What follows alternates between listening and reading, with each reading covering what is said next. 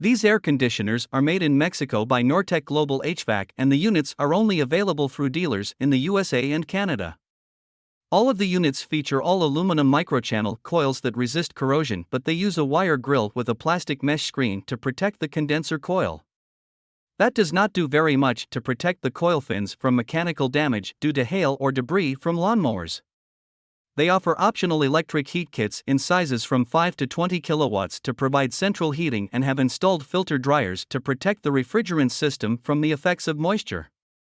These air conditioners use R410A refrigerant, which is not as environmentally friendly as brands that use R32.